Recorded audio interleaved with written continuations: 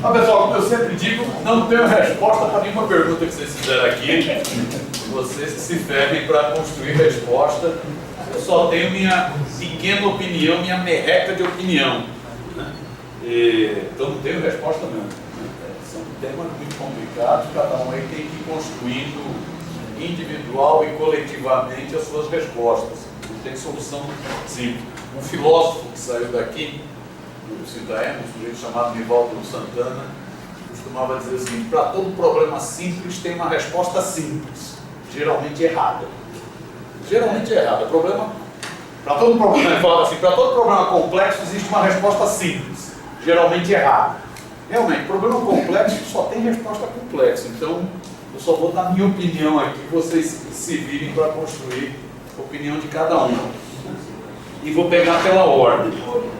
Essa questão que o Prado levanta, é isso, o Lula, você vê que o primeiro mandato do Lula, ele começou com cedências, ele começou com a reforma da Previdência.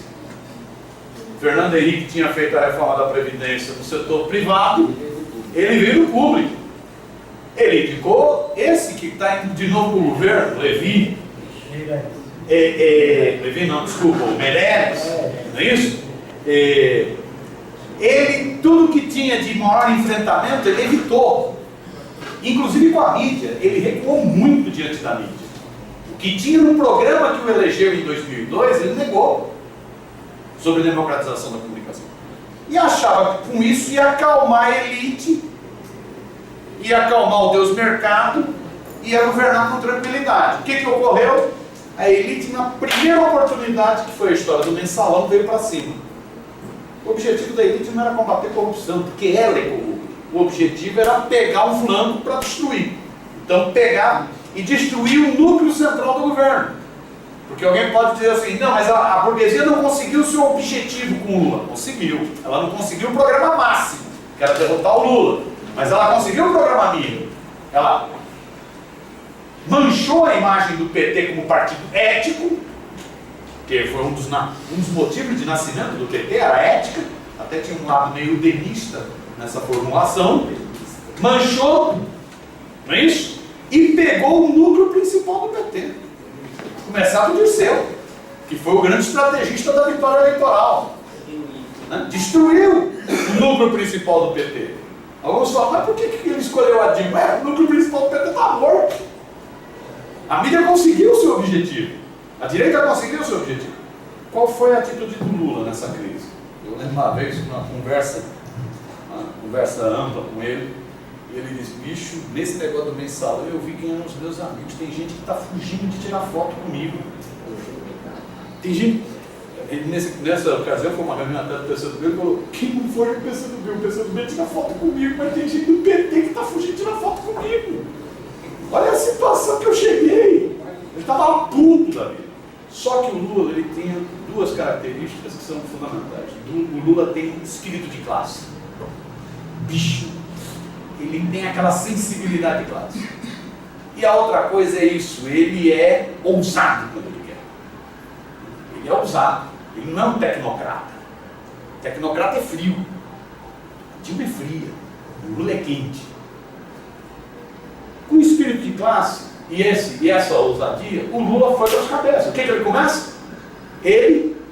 Primeiro ele vai para a base. Ele diz, vocês querem me derrubar? Vocês vão ter que me derrubar no meio do povo. E o Lula foi para o povão. Foi para o povão. Foi fazer discurso no Brasil inteiro. Diante da crise do mensalão. E segundo, ele falou, vocês querem briga? Tá bom, eu vou começar a mexer em determinadas políticas. E começou a mexer em determinadas políticas.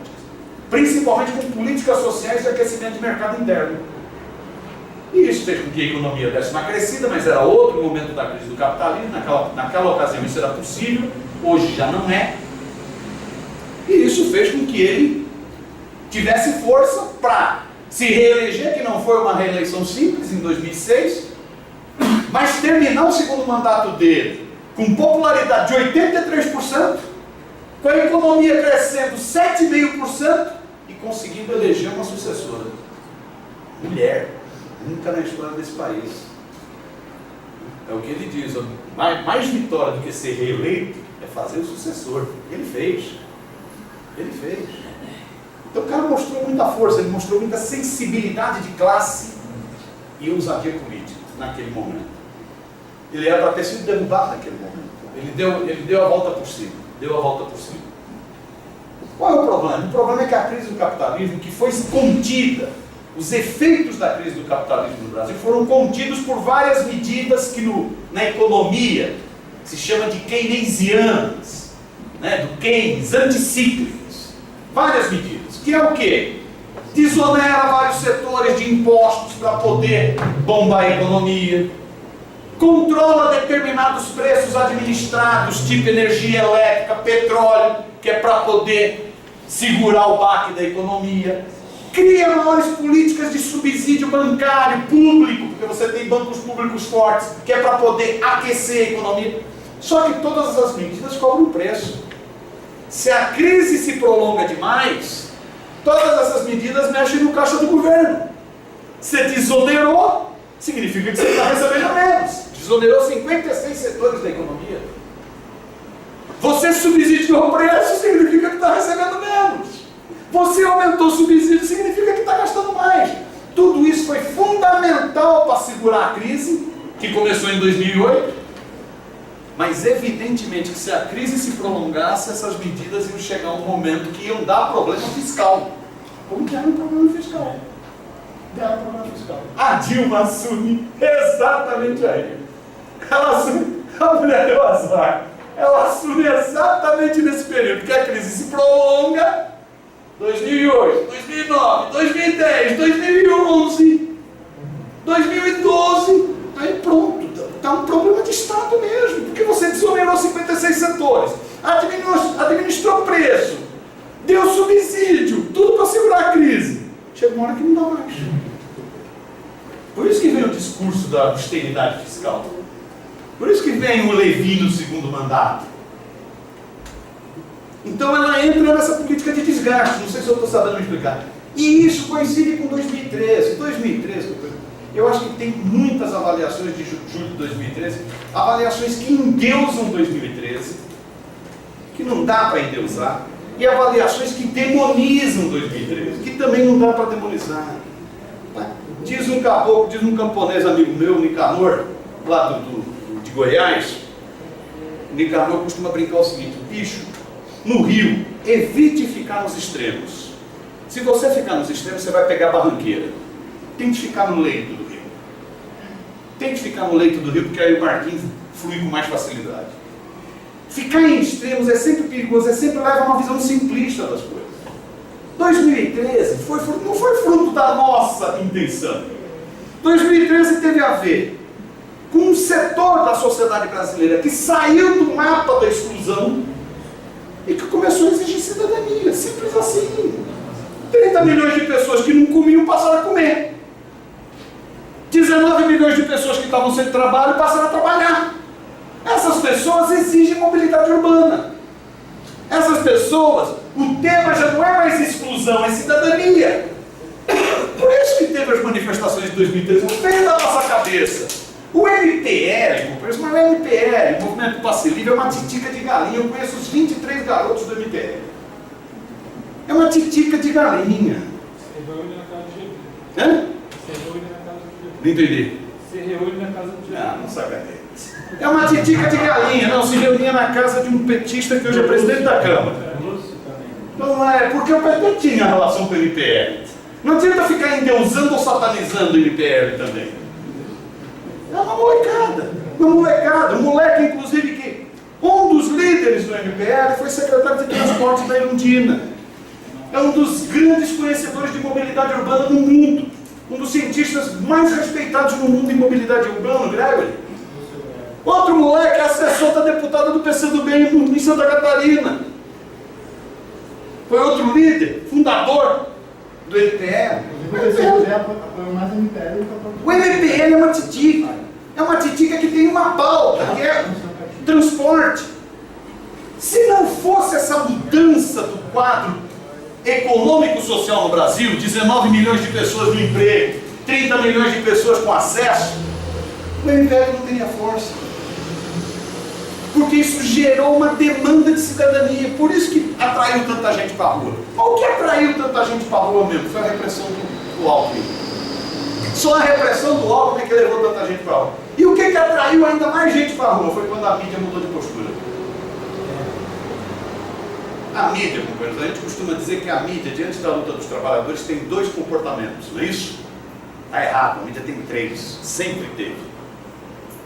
A mídia invisibiliza a luta dos trabalhadores. Não sei se fazem aqui uma assembleia, bota 2 mil, 3 mil, não existe, não sai no Jornal Nacional. Invisibiliza. Quando essa luta cresce, ela parte para a segunda técnica, que é criminaliza. Vocês fazem passeata, vocês estão congestionando o trânsito, vocês são contra a sociedade. E dá-lhe porrada. Mas ela tem uma terceira técnica, que ela usou na rebelião dos sargentos aqui em 62 no Brasil, que ela usou na greve dos caminhoneiros no Chile em 73, que é o quê? Pega carona em luta de trabalhadores. Ela é extremamente hábil nesse sentido. Ela é extremamente hábil. Quando ela percebeu que aquelas manifestações de julho de 2013 não tinham direção, não tinha nem caminhão de som, ela pegou carona. Ela pegou carona. Ela que falava que era para descer o cacete, porque era isso, o editorial do Estadão e da Folha, num dia foi dizendo, desce o cacete, à noite o Alckmin desceu o cacete. Depois ela passou a dizer, não, essas manifestações são belíssimas, tem que fazer mais. O Jabor inverteu o discurso. Jabor inverteu o discurso. Jabor, que era o discurso de eles não valem 20 centavos, isso. Começou a falar, não, essa molecada é ótima, maravilhosa. A Ana Maria Braga fez programa para dizer qual o modelito que devia usar para ir para a manifestação. O Faustão virou um agitador de massas no Domingão do Faustão, do Chatão, eu ia falar. Virou um agitador de massas. Por quê? Porque eles perceberam, está sem direção. Pega a carona. E aí, realmente, o pobre do Haddad tinha acabado de tomar uma posse, ele se ferrou. Sobrou para ele. E ele errou também.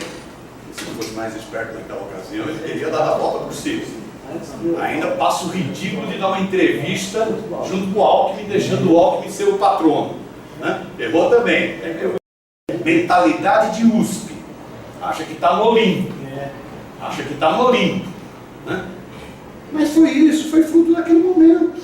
Foi fruto daquele momento. E isso vem não crescendo. Então nós estamos vivendo esse crescendo. Não dá para endeusar também julho de 2013. Não é bom não esquecer que o MPL, que tem mais de uma década de existência, foi inclusive o mote para o surgimento do MBL, Movimento Brasil Livre, que surgiu exatamente aí. Não é bom a gente esquecer que tem o Brasil, pelas suas riquezas, desperta muita cobiça. Tem muita gente de olho aqui. Às vezes quando a gente fala isso, o cara fala, não, isso é visão conspirativa. Vocês ainda estão com o discurso do imperialismo. Estão mesmo, porque imperialismo existe. Ou alguém tem ingenuidade que imperialismo não existe? Que não faz guerra de sangue por petróleo? Que não desestabiliza governos? Ou alguém tem ilusão que esse MBL é um bando de garotinhos espontâneos? Vários deles formados nos Estados Unidos. Vários deles ligados a uma entidade nos Estados Unidos, que é exatamente a entidade do quarto e quinto maior riqueza do mundo, ligado ao setor de petróleo, os irmãos Koch. Alguém tem dúvida disso? Alguém tem ilusão disso? Então, lógico que tem dedo. Os caras não estão parados. Quem fica parado, quem diz assim, não é poste. Os caras se mexem também. Isso é um jogo, isso é um tabuleiro político. Então, eu acho que teve isso. Por 180 dias já foi esclarecido, é isso mesmo. Eles vão tentar acelerar. Porque quanto mais rápido eles consolidam formalmente o golpe, ou seja, Temer deixa de ser presidente interino, porque por enquanto eles vão ter que usar esse acréscimo, presidente interino, afastamento temporário. Quanto mais rápido, quanto mais tempo isso leva, mais desgaste tem. Então eu acho que eles vão ficar no prazo mínimo.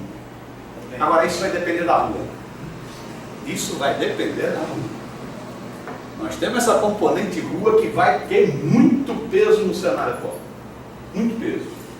Então, já pulando para a questão do Anderson, depois eu volto para a questão do Edivaldo. Cadê o Edivaldo? Deixa eu perguntar isso. Eu volto já para os ministérios. Estou dando minha opinião, não é resposta para nada. Nesse cenário, eu acho que vão aparecer várias propostas. Acho que, inclusive, isso vai ser um motivo de tensão entre as forças políticas que estão dentro da Frente Brasil Popular e tensão da Frente Brasil Popular com a Frente Povo Sem Medo.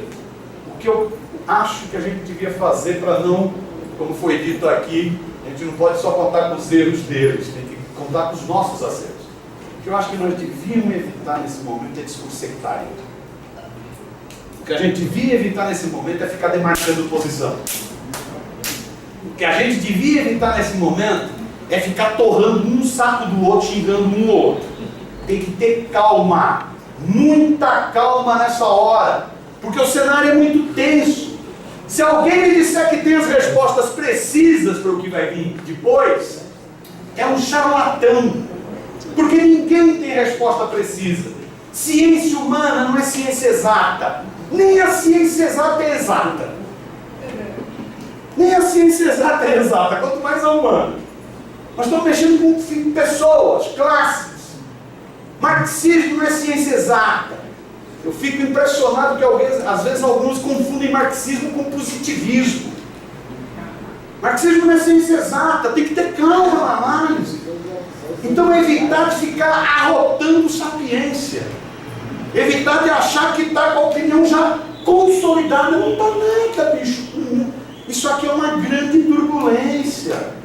Tem que ter humildade, calma nessa hora, muita calma nessa hora, para evitar ficar criando atritos que gerem problemas dentro da Frente Brasil Popular e gerem problemas entre a Frente Brasil Popular e a Frente Povo Sem Medo.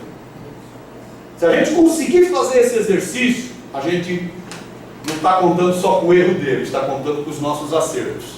Está contando com os nossos acertos. Então, menos, como diria o Lula, menos. Né? Vamos com calma, porque o cenário é difícil. O cenário é difícil. Eu acho que nesse cenário é natural que pintem propostas. Mas não devemos encarar as propostas com pedra na mão. Vai pintar proposta como o Requião apresentou proposta de eleição geral. Vai pintar proposta como Erundina apresentou proposta de eleição com o Rical. Vai pintar proposta como o PCdoB apresentou para debate na sociedade, o plebiscito. Vai pintar proposta como o Lindenberg apresentou. Vão pintar propostas, está todo mundo querendo saber. Porque está todo mundo percebendo o seguinte: não basta mais apenas o discurso de não vai ter golpe, porque o golpe já teve. Simples assim. Você precisa criar outras expectativas com capacidade de sedição e mobilização. Porque dizer não vai ter golpe, o golpe teve. Então vamos tentar maturar. Eu não tenho pressa nesse negócio. Estou falando eu que sou um bosta. Eu não tenho pressa nesse negócio, porque eu acho que a gente tem que ir maturando de acordo com o movimento social. O locus privilegiado para definir qual vai ser a tática, que é tática, não é estratégia, o locus privilegiado é o movimento social, as ruas.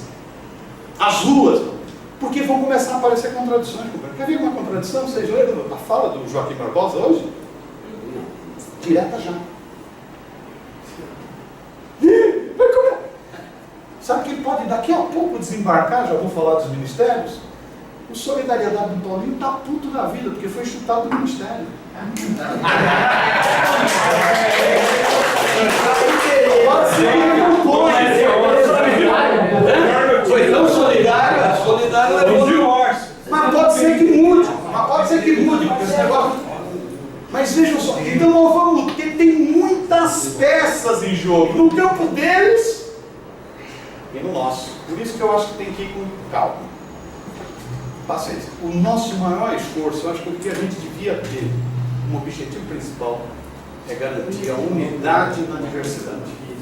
Tem opiniões diferentes, respeitando, evita de criticar, evita ficar xingando, evita ficar demarcando o campo, evita ficar batendo no peito. Vamos com calma, percebendo o que vai rolando no movimento social, porque não é ciência exata.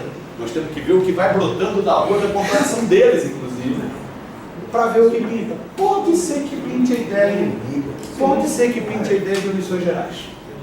Pode ser que pinte a ideia de eleições gerais com a Assembleia Constituinte, pode ser. São várias peças que vão estar em jogo, vai depender da evolução agora do quadro. Por isso que eu acho que é paciência. É paciência, na minha opinião.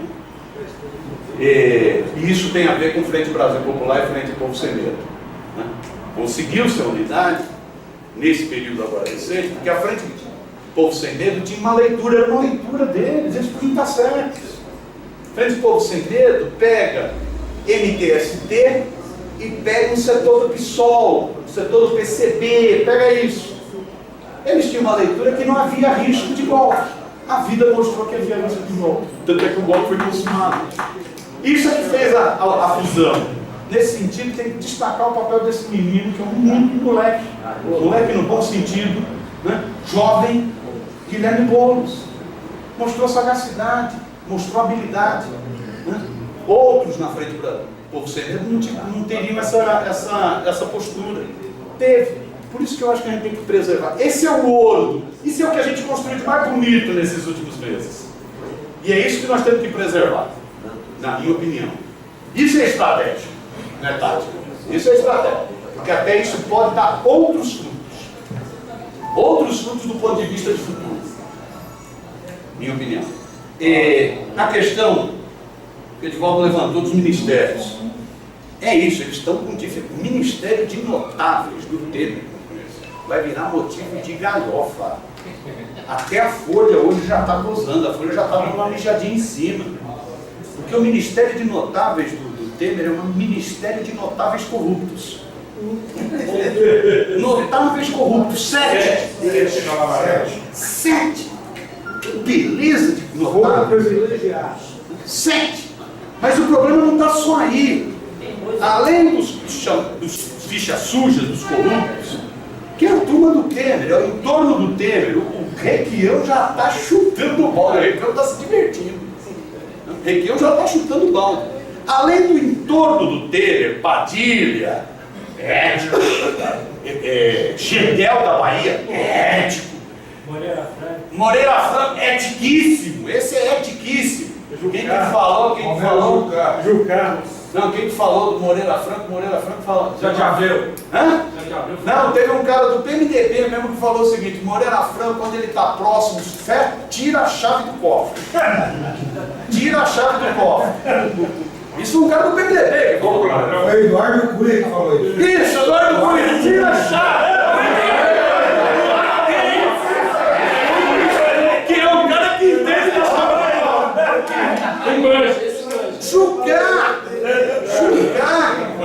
Jucá é a figura impoluta da República. Então, mas o problema é que além do 7, aí você vai pegando o cargo Chaves. Colocar o Serra para ministro de Relações Exteriores. O Serra há muito tempo se transformou numa expressão do que há de servilismo diante dos Estados Unidos. O Serra há muito tempo se tornou representante da Chevron no Brasil. O Serra detesta os BRICS. O Serra detesta a integração latino-americana. Se depender do Serra, nós vamos ter que fazer outro plebiscito sobre a ALCA no Brasil. Porque ele é um integrista. É uma questão de concepção dele. Eu não estou xingando o Serra, não, que é um baita político do campo deles. É um baita político. Mas o Serra ele se transformou num nome do capital internacional. Não é para menos que tem tantas contas no exterior para a filha dele. É um nome do capital internacional. Então colocar esse homem no Itamaraty diz que já está uma rebelião no Itamaraty. Porque o setor nacionalista falou, dançou todo mundo dentro do Itamaraty. Colocar esse Mendonça. Colocar esse Mendonça na educação. Mendonça, a gente não sabe como funciona o Congresso. O Congresso funciona à base de lobbies. Os lobbies no Brasil são ilegais, nos Estados Unidos eles são públicos. Mas só que os lobbies no Brasil funcionam com muito poder. O Mendonção é um homem do ensino privado. É um homem financiado pelo ensino privado. Esse cara vai para o Ministério da Educação exatamente para destruir o que teve de avanço em universidades federais, escolas técnicas. É para isso. Porque a goma do capital privado nesse setor, esse setor dá muita grana. Você imagina o que é juntar numa universidade dessas 10 mil estudantes pagando R$500 por mês. Vê quanto que isso dá de grana por mês. É muita grana. Ou seja, eles vão colocando as pessoas nos postos chaves. Agora, vai ter muita treta. Tem muita treta. Porque aí é o esquema do motim. É quem vai ficar com a parte no motim. Então tem briga. Por exemplo, o PRB do Edir Macedo queria ciência e tecnologia. Por quê? Porque nós vamos entrar em debate em grandes temas que têm a ver com religião. Por isso que eles queriam ciência e tecnologia. Só que aí a pressão da comunidade acadêmica foi grande, parece que o Temer recuou. O PRB está puto da vida, disse que o bispo Edir Macedo baixou o capeta nele. Tô brincando. Capeta da vida. Aí nessa questão do trabalho, tem muitos interesses em jogo. Por quê? É evidente, o Paulinho indo para o Ministério do Trabalho, indicando alguém para o Ministério do Trabalho, eles iam fazer passar a flexibilização. Só que ia ser com vaselina, porque o cara era de uma central sindical. O que houve? A pressão do capital foi grande, já excluíram a indicação do Paulinho do Ministério do Trabalho. Ontem eu conversei com 3 pessoas da Força Sindical, disse que está uma graça dentro da Força Sindical. Excluíram. O que vai dar? Então vai ter muito atrito. É por isso que esse governo vai ter muita dificuldade. Porque ele veio com o discurso do governo de notáveis, governo, Ministério de notáveis, redução de ministérios, e não sei o que. Vai ser desmoralizado rapidamente. É por isso que as ruas vão pesar muito agora. É por isso que nós vamos ter que ir tateando. Porque eles vão ter muitos erros. Não é que eles queiram cometer erro. É que a frentona que se formou tem muita gente gulosa. Tem muita gente gulosa, muita gente ávida. É isso. Então nós vamos ter que acompanhar. Vai ser divertido. Questão que o René levanta, eu estou encerrando aqui, desculpa. Ô Miro, você conhece o Ronaldo de Oliveira? Não. É o novo ministro do Trabalho. Não conheço. Tem que ver a história desse rapaz, não conheço. Eu vou acelerar aqui, porque eu estou falando demais aqui, pessoal, desculpa aí. Essa questão que o René levanta, eu acho que nós perdemos a batalha de ideias na sociedade brasileira. Perdemos isso. Você tinha um setor médio da sociedade brasileira que ficava irritado de ver pobre em aeroporto, de ver negro em universidade, de ver filho de pedreiro em universidade, ficava irritado, ficava muito irritado com a PEC das empregadas domésticas, que é absurdo, não sei o que. Esse setor já existia, só que ele não saía do armário. A mídia foi criando um clima para esse setor sair do armário. E esse setor saiu do armário com ideias fascistas, egoístas, preconceituosas. Vide agora a mulher do presidente da Abril, que ela falou dos nordestinos. Que um negócio devia ser presa essa mulher. Devia ser presa essa mulher. Xenofobia pura, né? Pura. Dona da Veja, da revista Veja, da Olha. Pois bem, então nós perdemos essa batalha de ideias. Quem foi o responsável por perder essa batalha de ideias? Depois eu acho que nós temos que ser, aí nós vamos ter que ser autocrítico também. O principal responsável por perder essa batalha de ideias se chama governo federal. Esse é o principal responsável. Foi um governo tecnocrático, que se distanciou do povo, que não fez o debate de ideias do povo, não enfrentou o debate sobre mídia, não fez nada. Foi um governo horrível no debate de ideias. É um governo, a Dilma pode entender de planilha, de disputa de hegemonia, ela não entende porra nenhuma. Não entende porra nenhuma. Só está fazendo essas 2 últimas semanas porque a água bateu na bunda. Com todo respeito, algum dia é. Pois bem, então esse foi o principal responsável, foi o governo que não fez debate nenhum na sociedade. Não comprou briga nenhuma. Pô, eu fiquei pé da vida. Esperou estar desmoronando o governo para dar uma entrevista para a Telesul. Na TVT, que é deles, Foi na Telesul, bicho. Para fazer elogios à Telesul, dá vontade de falar, ó minha senhora. Porra, bicho, a Telesul foi criada pelo Chaves há um tempão, só agora a senhora percebeu que tem Telesul? Por que o governo brasileiro não fez nada com a Telesul? Porque foi dos governos progressistas da América Latina que não fez nada. Todos os outros fizeram. Por que ele fez nada? Por que não recebeu durante 5 anos o presidente da TV Brasil?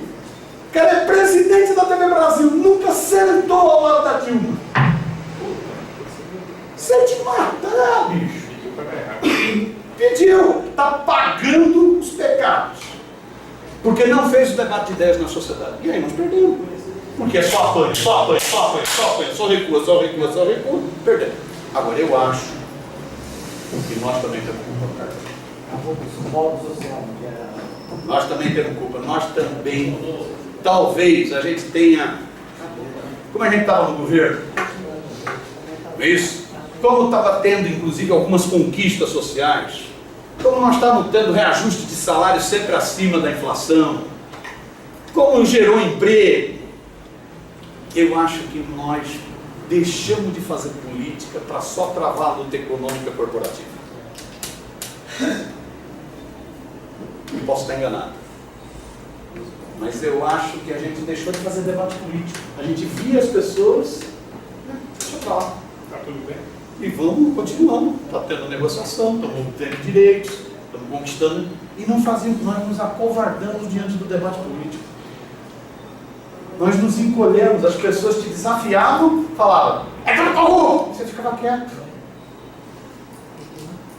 Sindicalismo é tudo estragado, você ficava quieto. Não, porque eu estou falando, eu estou, como diz a Magda, me inclua dentro dessa, eu estou incluindo isso. Nós perdemos essa batalha também, não adianta só culpar o governo. Nós perdemos também. Nós também somos responsáveis em menor cota, que aí quem tinha o papel indutor era o Estado, mas nós também perdemos esse debate. Eu acho que a gente meio que achou que a classe operária estava no paraíso. Como diz o filme. Estava tudo bem, estava uma beleza, e vamos que vamos. E está uma beleza, estamos conquistando 19 leis trabalhistas no governo Dilma, e estamos avançando, e tem as conferências, conferência legal, porque a gente vai para Brasília, e a conferência de meio ambiente, a conferência de não sei mais o quê, muita conferência institucional, tudo muito lá por cima, todo mundo lá por cima, e o trabalho de base, e o debate na base, e o enfrentamento das polêmicas. Agora eu acho que a gente começa a sentir o baque, o nego vem e se sindicaliza. O nego vem e se sindicaliza. Eu acho que o responsável principal é o governo, mas eu acho que a gente devia fazer uma análise na boa, sem também ficar um querendo cuspir na cara do outro, na boa, no que nós erramos. Porque eu acho que nós temos uma parte de culpa no cartório. Quando eu digo nós, é nós. Todos.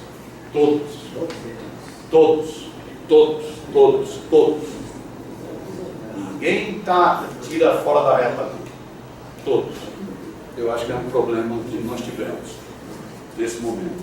Agora, eu acho que a luta agora pela hegemonia vai se dar em outro terreno, entrando na questão que você levanta. Então agora nós vamos ter um fenômeno interessante. Se eles vêm com a gula que eles vêm para retirar direitos, sabe o que pode ocorrer? É muito nego procurando o sindicato. Hoje eu até escrevi um textinho brincando com isso. Nego, coxinha que festejou hoje vai chorar amanhã. É muito nego começar a falar assim, porra, bicho. É capaz até de ter nego cínico que estava apoiando o Globo e falar, eu sempre fui contra. Mentiroso.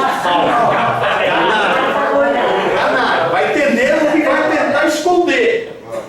E eu acho que nessa hora, inclusive, não deve ter dor, não. Deve bater para matar. Você é um besta quadrado. Você apoiou essa merda. Assuma que você apoia essa merda. Filho, tem paneleiro ligando pra cá, perguntando o que nós vamos fazer agora. Pois é, não é isso. Primeiro eu vou enfiar essa sua panela. Não, vamos enfiar a panela no rabo. Exatamente. E não é pelo cabo, não, é pela coisa. Eu acho. Isso sempre aconteceu. Sim. Então eu acho que nós vamos ter um momento agora que vai ser muito interessante. Porque o nego vai começar a ouvir. Está querendo acabar com o CLT. Está querendo aumentar a aposentadoria. Está querendo terceirizar tudo. Está querendo acabar com a Atec. Aí o cara fala, cacete, me fico na fria. Mas agora já é, em vez é morto. Mas eu acho que esse é um bom debate de fazer. Esse é um baita debate de fazer. Esse é um baita debate. Porque tem que deixar, inclusive, claro para essa turma, bicho, nós não estamos defendendo, porque eu acho que nós erramos, inclusive, na forma de abordagem. Nós fizemos como se fosse defesa da Dilma. Não era defesa da Dilma. Era defesa da democracia, dos direitos. Era para evitar o retrocesso, porque a Dilma realmente estava meio dificilzinho de ser defendida. Estava meio dificilzinho. Agora eu acho que é o momento de fazer esse debate. Eu acho que pode ter, espero que está certo nesse caso. Pode ter um fenômeno interessante. O nego que pediu para se sindicalizar ontem, amanhã vai vir dando uma de mané, pedindo para se sindicalizar. Eu acho que esse é um bom momento de enfrentar o debate. Isso é disputa de hegemonia. Eu acho que nós estamos no outro momento. Podemos fazer um bom debate nesse sentido. É isso. Só uma observação. Do jurídico, já tratei do tema que você tinha levantado, de como enfrentar. Acho que vai ser por aí. Né? Uma observação, a questão que foi levantada, isso sobre a França. Cadê? Eu acho que nós estamos vivendo uma situação, tem um grande intelectual, um sujeito chamado Antônio Gramsci, que diz o seguinte: tem certos momentos na história em que o velho já está quase apodrecendo, mas não morreu. E o novo está brotando, mas ainda não nasceu. Nesses períodos da história ocorrem grandes distorções. Eu acho que nós estamos vivendo um momento da história que é exatamente isso. Essa definição do Gramsci é da década de 20. O velho, o sistema capitalista está envelhecido, está apodrecido. Esse sistema é isso, ele vai gerando guerra. Ele vai gerando miséria. Você vê essa situação dos refugiados, a gente fica chocado com aquela criancinha morta no Mediterrâneo. Aquilo é todo dia está tendo criancinha morta no Mediterrâneo. Todo dia está tendo. 1 milhão de refugiados, 1 milhão de pessoas morando em acampamento. Então o sistema capitalista está apodrecido. Esse é um sistema que não serve para a humanidade. Só que o novo ainda não brotou de tudo. A experiência da América Latina foi uma experiência muito bonita. Com Chaves, não é isso? Com Evo, com Rafael, com Lula. Foi uma experiência muito bonita. Mas ela não quebra a lógica do capital. Nem na Venezuela não quebra a lógica do capital. Porque é muito difícil quebrar a lógica do capital. É um sistema mundial. Você tenta fazer alguma coisa, está na Venezuela. A Venezuela fez coisa para chuchu. Bastou o petróleo cair de 110 o barril para 20, dançou a Venezuela. Na própria crise do capitalismo, anula a tentativa de superá-lo. Não sei se eu estou sabendo me explicar. Então veja só, o velho está morrendo, mas o novo ainda não se consolidou. Nessas situações aparecem aberrações do Gramsci. Nós estamos vivendo um período de aberrações. A experiência francesa é uma aberração. São neonazistas. Essa Le Penzinha, essa mulher é louca. Mas não é só a Le Penzinha. Pega esse Trump, pode ser eleito presidente dos Estados Unidos. Esse cara é um louco. Esse é um incendiário. O Nero, perto dele, o Nero era um santo. Esse cara é um louco. É um louco, acabou de falar, acabou de ser eleito prefeito de Londres, um muçulmano. Ele diz: eu vou ver se eu deixo esse prefeito entrar nos Estados Unidos. Esse cara é um louco. Um louco. Vai ser eleito prefeito, vai ser eleito presidente dos Estados Unidos. Nós vamos sentir saudade do Bush. Pode um negócio desse? Porque o Bush, pelo menos, era de uma família, uma coisa mais tradicional da política. Isso é um franco atirador. Isso é um Hitlerzinho. Até a cara dele é a cara de um babaca alucinado. Olha o absurdo. Olha as aberrações. Nós estamos tendo uma aberração aqui. Não deu 7% para o Bolsonaro? Quem que é o Bolsonaro? Quem que é o Bolsonaro? Quem que é o Bolsonaro? Outro dia eu vi uma mulher elogiando o Bolsonaro. Eu falei, minhas filhas, pelo amor de Deus, veja o que ele fala das mulheres. Eu já vi gay defender ele. Esse é mais imbecil ainda. É mais imbecil ainda. Porque já se viu homossexual defender. Mal sabe ele onde ele está sentando. Mas olha a aberração. Olha a aberração. O Aécio achava que ia surfar na onda dessa crise política. Quem está surfando não é ele. É o Bolsonaro. É o Bolsonaro. É a aberração. Só que a aberração no sistema contraditório. Aberrações são aberrações. Tem a aberração do bem e a aberração do mal e do bem. Você vê, nesse cenário também você tem essa eleição em Londres. Nesse cenário também você tem o Podemos na Espanha. Nesse cenário também você tem o Syriza com a experiência que teve na Grécia. Nesse cenário também você tem os Sanders nos Estados Unidos fazendo uma propaganda anti-capital financeiro. Olha que maluquice, nós estamos vivendo, o velho não morreu, o novo não nasceu. Nós estamos vivendo um período de certos extremos. Esse é o período histórico que a gente está vivendo. É um períodozinho legalzinho, de muita adrenalina, muita reflexão, né? Muito pensar junto, muito ter tolerância para ir debatendo as ideias. É um momento legal. É um momento legal que a gente está vivendo. É isso. Obrigadão. Desculpa uma coisa.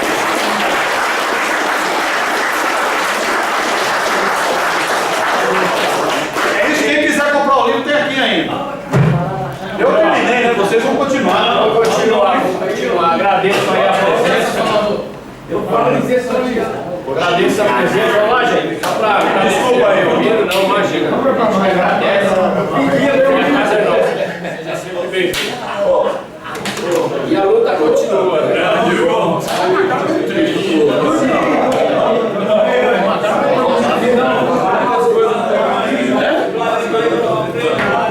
Alguém vai escrever livro? Não. Quem vai pegar o livro?